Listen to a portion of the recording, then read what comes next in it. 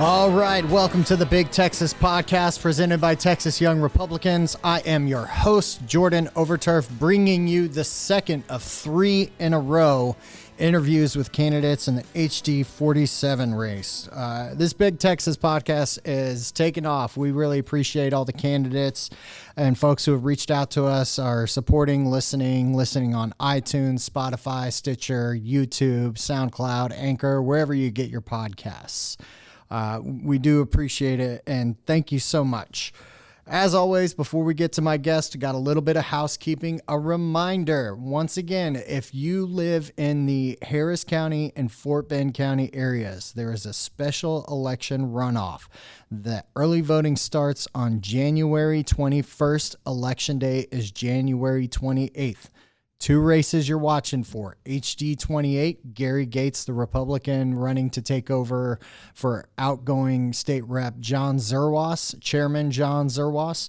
And then in HD 148, Louis LaRota, friend of the podcast, is running to become the first young Republican representative from HD 148 there in Houston proper in the Heights area, right there along I-10, headed west out of downtown. If you want to know more about Louis, you can go back and listen to episode 1. But the main point is make sure that you get out, you vote early starting on January 21st, or you make it out by election day on January 28th.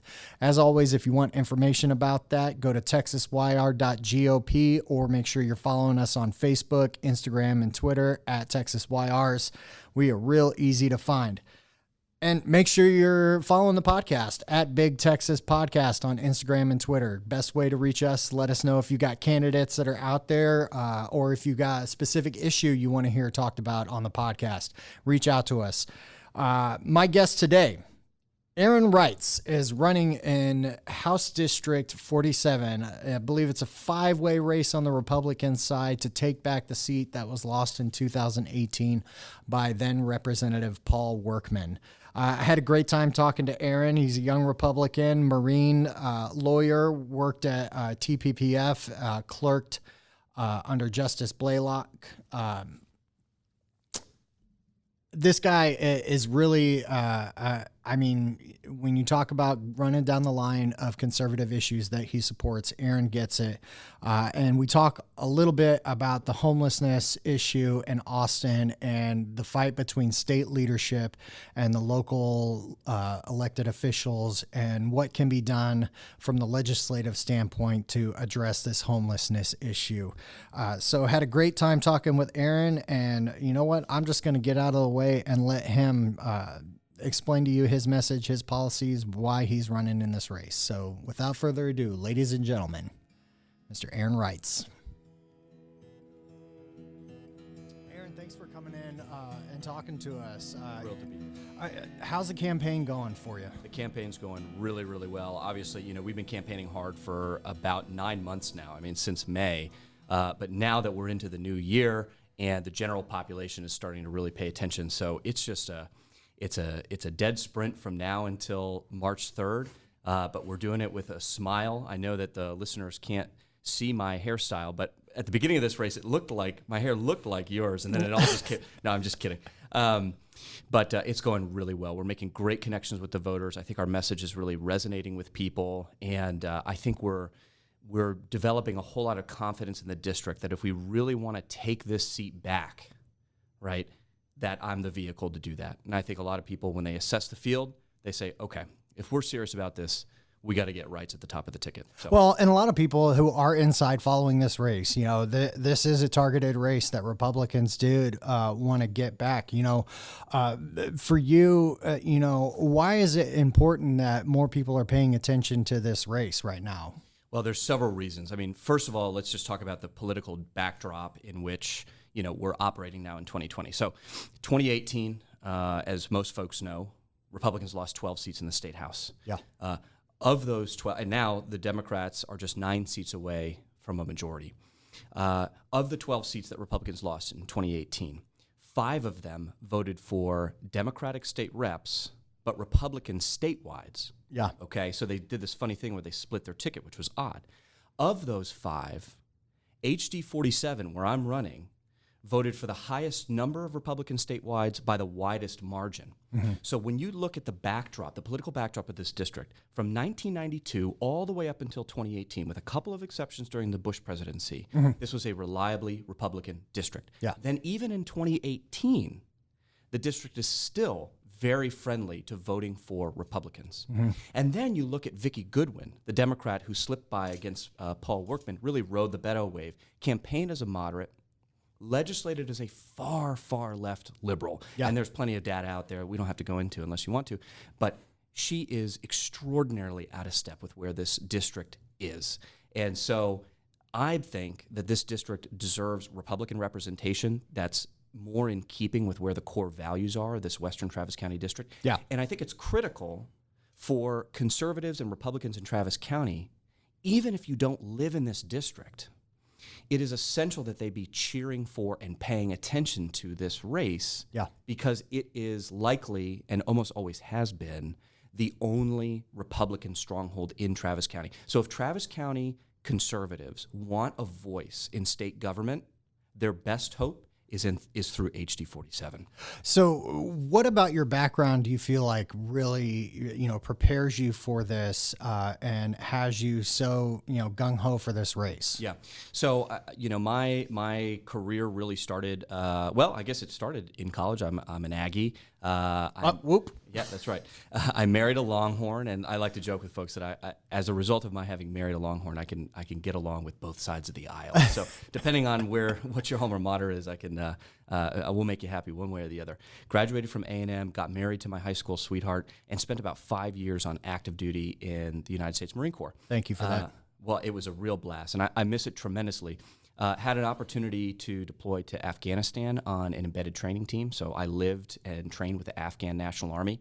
And so I think that's sort of, I would just note here that I'm the only service member in the HD 47 race, and if elected, I'll be the only Marine in the House. There is one Marine in the Senate. He's a Democrat. We won't hold that against him for now, but I think that's really important that we have that military representation in the State House. So Afghanistan deployment, had a couple of kids along the way, left after about 5 years as a captain. And as soon as I got out of law school, I started working at the Texas Public Policy. As soon as I got out of the Marine Corps, started working at the Texas Public Policy Foundation, and then went to law school at the University of Texas here in Austin. So that's what brought us back to Austin. Okay.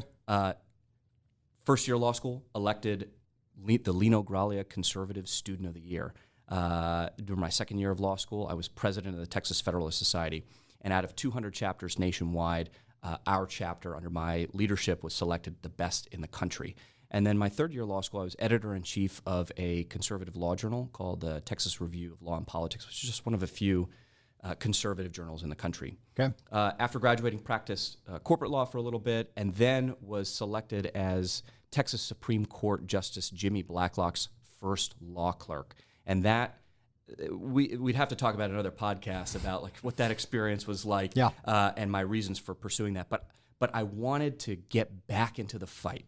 I was doing corporate work, and it was with a great law firm, and I made good friends there, but I really felt like this is not where I need to be. In my 20s, I was in uniform, fighting for our country, trying to advance our ideals, went to law school for sort of patriotic reasons, right? I wanted to stay engaged in the conservative movement, and then kind of put all that on the shelf for a little while in corporate law, and clerking for Justice Blacklock was a way to re-engage. And it was during that clerkship that I started to do a lot of reflecting on kind of what is God called me to do. I take vocation very seriously, and felt like there was, a window, that there was some support to make a run for this seat. And so at some point, every candidate has just got to make a decision. Okay, I'm jumping in, feet first. My wife is extremely supportive. My kids are very supportive.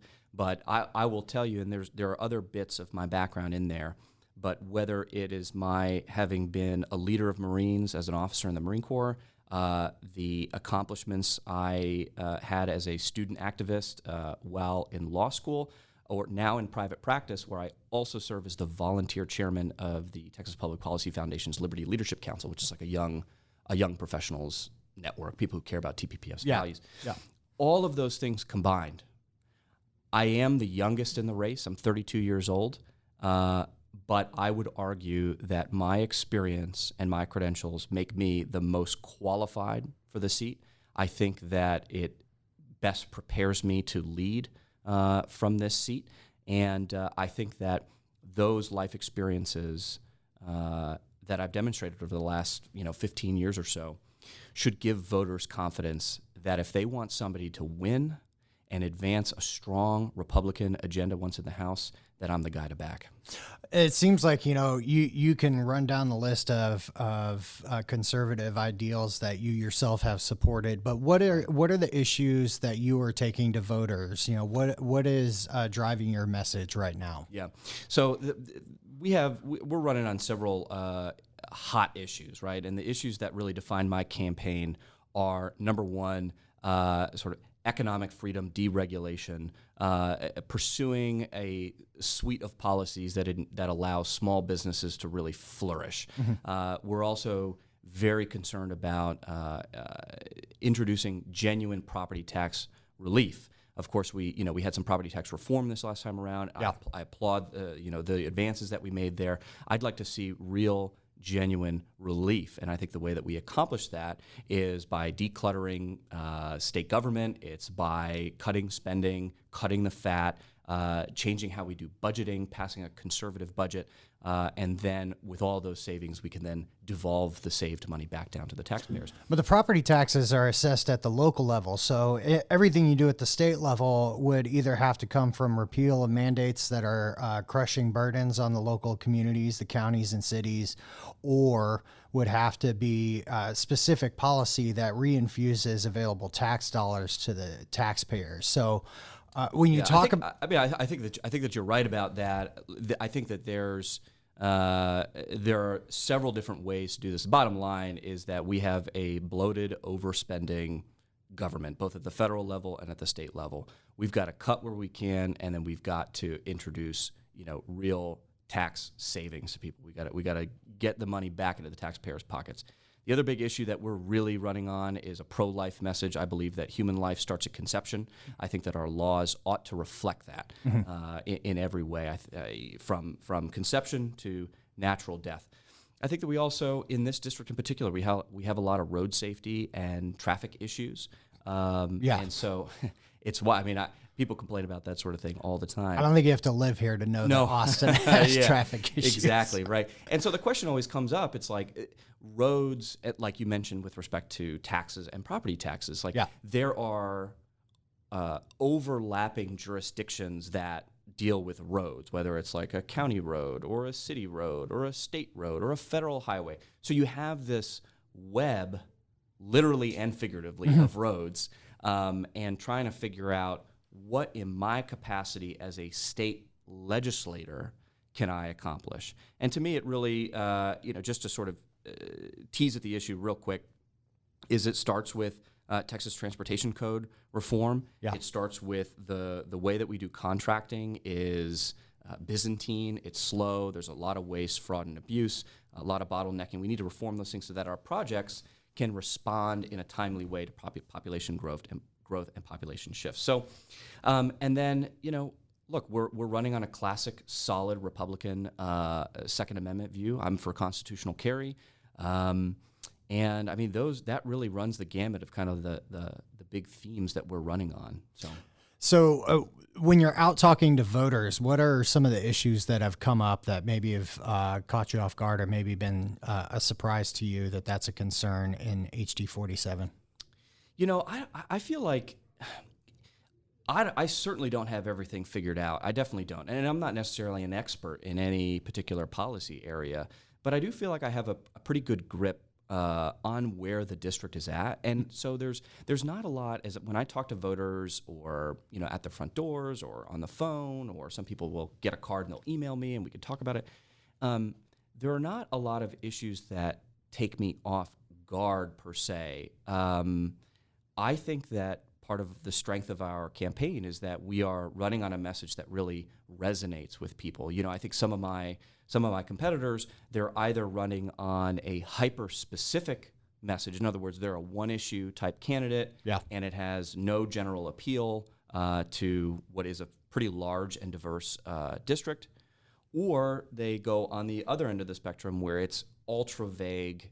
It's not really clear what they're running on. They haven't made any sort of commitments to advancing certain policy proposals, but I think that we're hitting a sweet spot where we know what we're talking about. Our message is really resonating with the voters. And I'll tell you one other thing that I skipped over, that it doesn't catch me off guard, but it's something that the voters talk a whole lot about, and that is Austin's homeless ordinance. Yeah. This is something that concerns a lot of people, whether it's folks who live out in the suburbs and they work downtown, or they like to socialize downtown, or even when you're waiting at one of the major highway intersections or roadway intersections, you're getting panhandled from every single angle. Sometimes they have awful, offensive signs scrawled all over, and you've got to explain to your kid. I mean, look, a month ago I had to explain to my 8 and 6-year-old what the F word was. I mean, it's crazy, and it's that's not the way that I want that to be introduced to them. Yeah, and so this is why. I am taking the Austin homeless ordinance disaster very seriously. I'm proud to say that in this 5-way race, I'm the only candidate, and frankly, I'm surprised that I remain the only candidate, but I'm the only candidate who has said that on day one of the legislative session, I'm going to file a bill banning San Francisco-style homeless ordinances statewide. Mm-hmm. Now, it's not going to say San Francisco-style homeless ordinances, but we will describe that in statutory terms, and we're going to preempt it with state legislation. Number one, Governor Abbott was the first one to call on that. Mm-hmm. As soon as this thing rolled out, he said, looks like the state's going to have to intervene. Now, he has done that using his executive agencies, but using executive agencies indefinitely is a completely unsustainable way of addressing an issue. We need durable, duly passed and signed legislation. So on day one, this will be a backyard issue for me. I'm going to file that bill. And then once we get that in place, then we can talk about, okay, let's talk about involuntary commitment for those whose brains are fried because of a life of drug abuse, or who just have mental illness and they just have no way of caring for themselves. Then let's put that in one bucket. Let's also talk about homeless vets. Let's talk about homeless women and children. But we've got to set conditions. Before we tackle those things, we cannot allow the business community, public safety, public health, all of these things to be adversely affected with a virtue signaling San Francisco, LA, Portland style ordinance that is ruining our city. And I tell you, this is a bipartisan issue. Yeah. If there are two things I think that are going to bring a whole lot of liberals or people who identify as Democrats over to the Republican side in Travis County. Number one is the homeless ordinance. Yep. They know that the left isn't saying anything about this thing, and they hate it. It's an abdication of responsibility, too. When they decided to go with that ordinance, the city council had nothing in place to deal with the issue. Yeah, nothing in place. And, there's almost – I've heard that there are some people who have done Freedom of Information Act requests. And it's you see in some of these email exchanges between the mayor and some of his officials and city council, it's almost as though they wanted the situation to get so bad that Austin voters would just get desperate and say, okay, fine, we're going to fund this massive housing boondoggle that they want to pass. Yeah.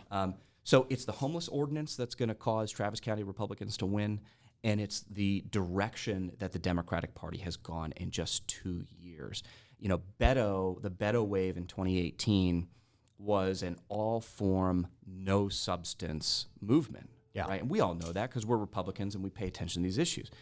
But most folks, I think, got caught up in this high-energy, charismatic, dynamic, highly visible, very well-funded, exciting, inspirational. I mean, we got to give him credit where it's due. I mean, he ran an electrifying campaign in 2018 with no substance. In just 2 years' time, the Democrats have basically run a bait and switch. Now, a lot of the polls are saying Bernie Sanders is the one who's most likely to get the Democratic nomination. And the fact that you have such a hardcore leftward shift of the Democratic Party nationally and in Texas, and those local liberals who are doing things like the homeless ordinance, you're going to find a whole lot of people say, the left is crazy. I'm looking for a party where I can feel like they're actually going to take things seriously. And I think that if we get good Republicans in Texas at the top of the ticket, say, hey, I'm over here. This is the party for you. That's how we're going to win.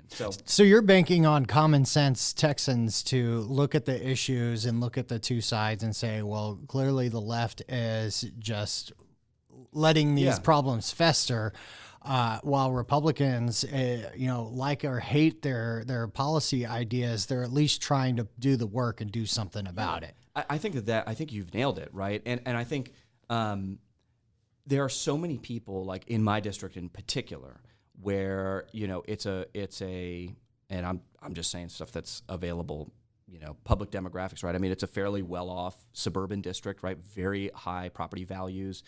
These are business owners. These are the doctors, the lawyer. I mean, a lot of people in there they are informed voters, and when socialism has become the norm in the Democratic Party, or where at a minimum it's not frowned upon to be openly socialist. Mm-hmm. These people may have liked Beto in 2018, and maybe they don't like Trump all that much, and maybe they don't like Ted Cruz, but these are the types of people who will say, I ain't a Democrat anymore, like I'm a Republican.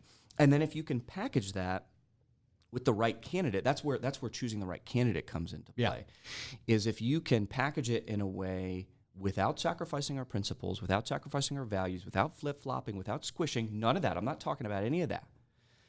But just powerfully advocating for the Republican Party planks, for our conservative principles, and for our vision for the future, and do it with a smile, we're going to bring people back over. I'm so confident in that. So I saw on Facebook a few days ago that you shared the Rice University races to watch, or whatever they're calling that.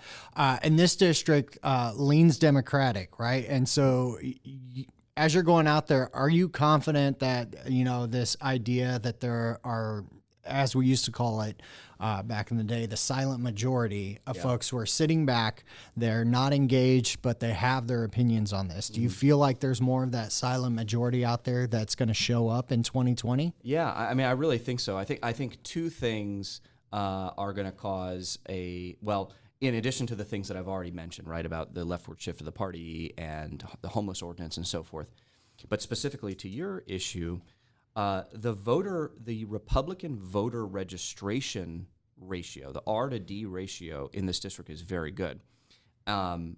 If you look at the turnout rates over time, say from just 2010 to 2018, the Republican turnout rates they either flatlined or they declined in 2018. So in 2018, not as many Republicans showed up. Yeah.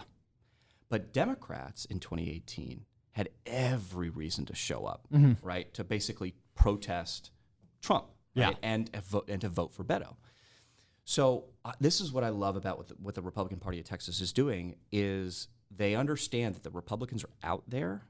They just got to get them registered. They've got to get them out to the polls. And so this is why I think that if you can get a real high-energy Republican candidate who's going to hustle, work really hard, be dynamic, be able to articulate our conservative values, our Republican platform in an exciting, fresh way, I think those people are going to get off of their seats and they're going to come out and they're going to vote.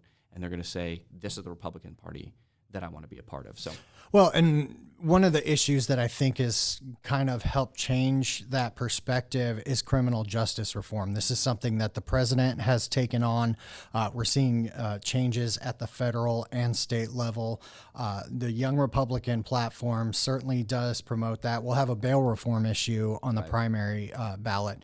So I guess as we talk about the homelessness crisis and trying to move away from putting all of our problems into the criminal justice system, where do you stand on criminal justice reform? And, have you heard anything from voters about this issue specifically? Yeah, so I think that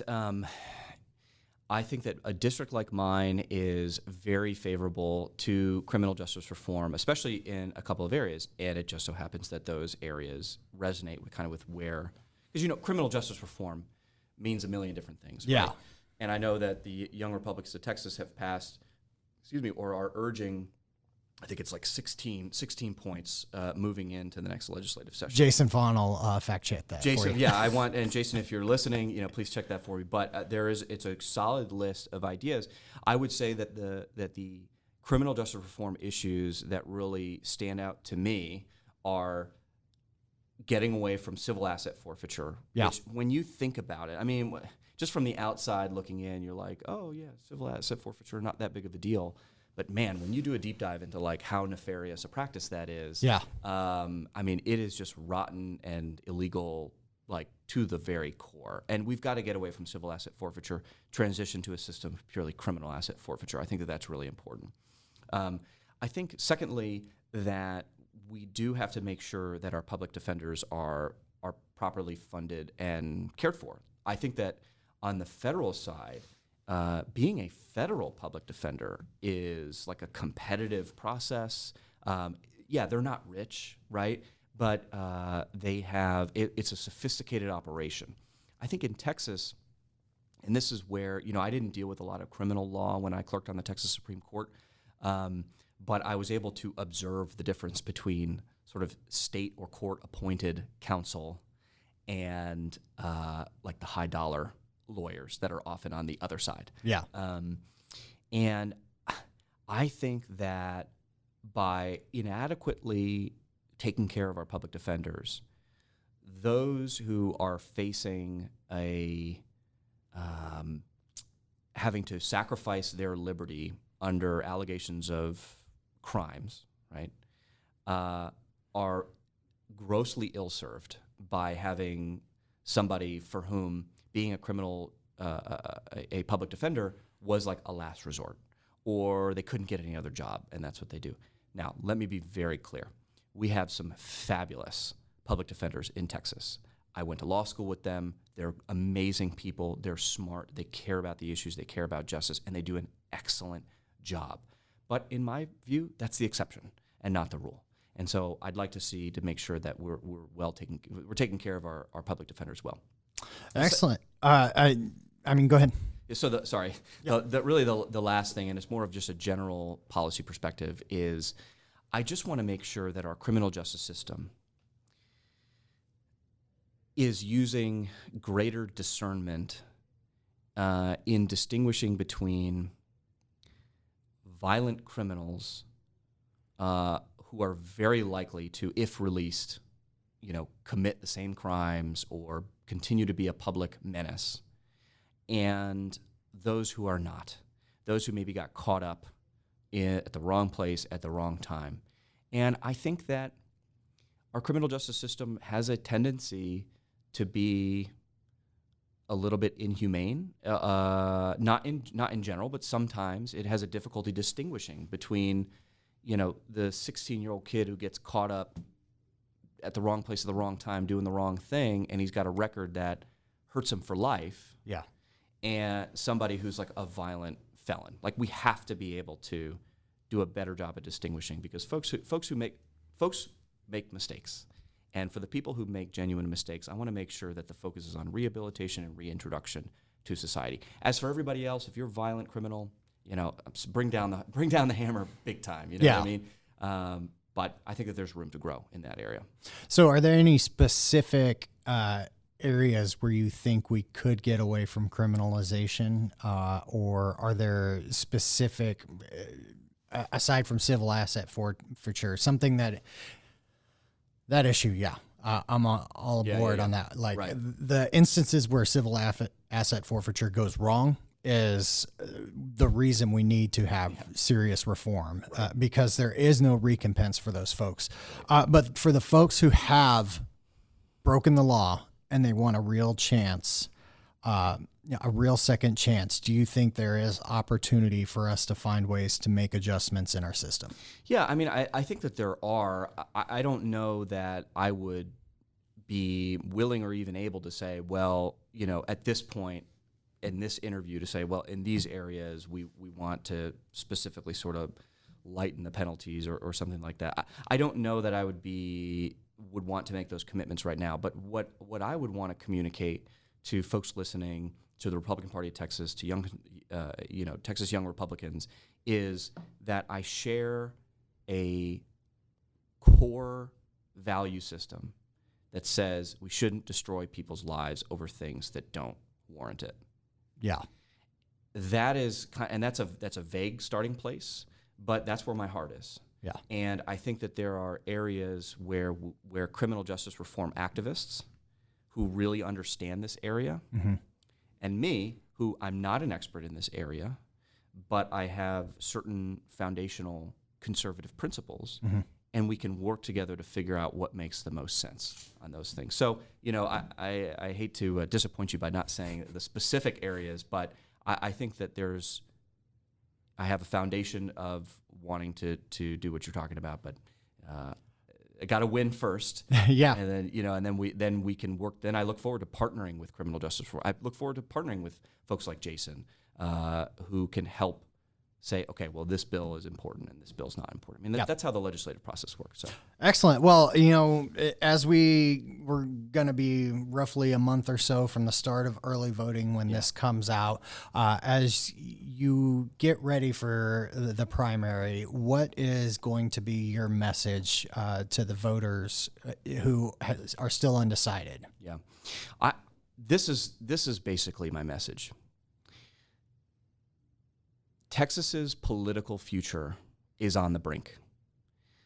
We have enjoyed Republican governance largely uninterrupted for 30 years. I think that we've grown complacent. I think that we've grown stale. And in this time, in 2020, right before redistricting, Democrats are only 9 seats. I mentioned this at the beginning of the interview. Democrats are only 9 seats away from taking a majority in the House. If they take the House, or if they make gains on what they already have, there is a genuine risk that all of the growth, all of the blessings, all of the flourishing, all of the benefits, right? The Texas miracle, which was wrought by Republicans, runs the risk of being undone and sending our state down the California path.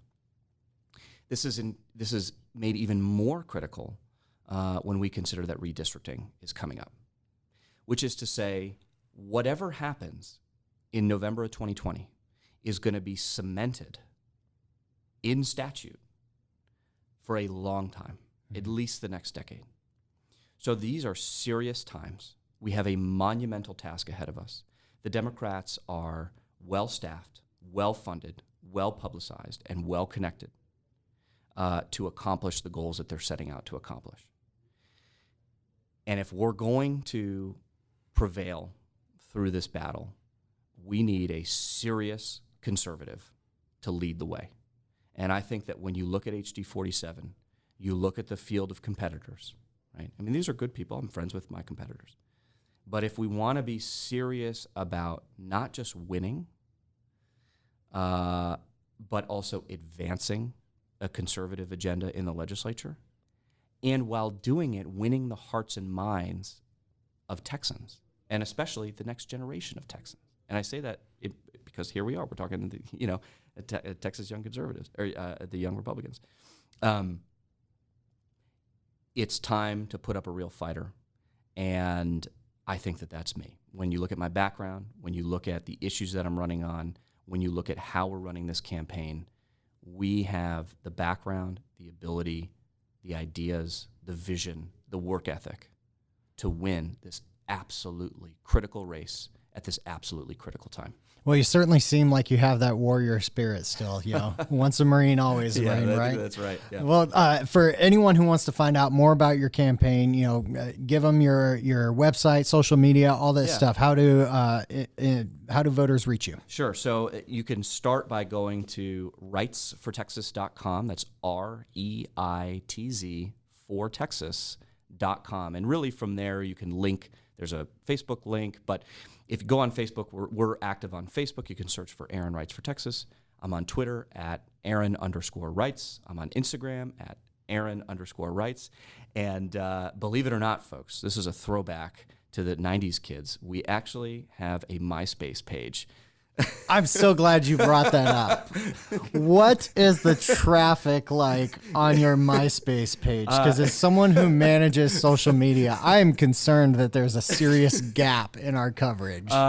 This is what inspired us to branch out into MySpace. We think that there is a serious gap of nostalgic, late 20 to early 30 somethings who want to go back on MySpace. I will tell you that. So we have a MySpace page. There is virtually no traffic on the site, but I feel like these are the children of parents who still rock tape decks. Like, for sure. Actually, my kids were visiting my family in San Antonio this last weekend, and they found an Aaron's mixtape.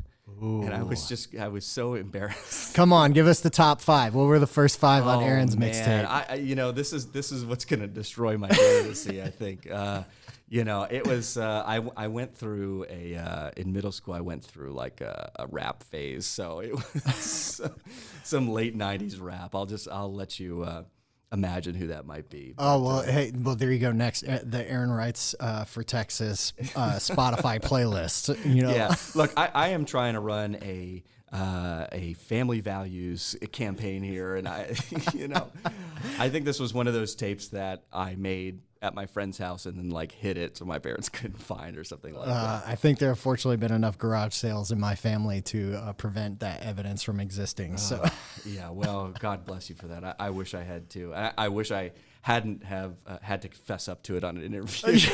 So. Well, there you go. There's the deep dive. Well, Aaron, thank you so much for joining us. Best of luck as you make your way through. If you win, we'll bring you back out, have a little bit deeper dive on the policies that you're bringing to voters. I look forward to it. Thanks so much for having me. This was a real joy. Excellent. Thanks. All right. Thank you to Aaron for joining us. Again, if you want to reach out to him on Twitter or Instagram at Aaron_Reitz, you can find him on Facebook, Reitz for Texas, or at his website, reitsfortexas.com. Again, this is the second and what will be 3 podcasts in a row featuring candidates from HD 47. I look forward to bringing on our guest tomorrow. And after that, we've got more guests lined up. I'm booked through the end of January, and we're getting ready to fill up February so we can get as many candidates on before the March 3rd primary. As always, we thank you for listening. We thank you for subscribing on iTunes, Spotify, Stitcher, wherever you get your podcasts. We do appreciate you for all your help and support. Until March 3rd, friends, we'll see you down the road.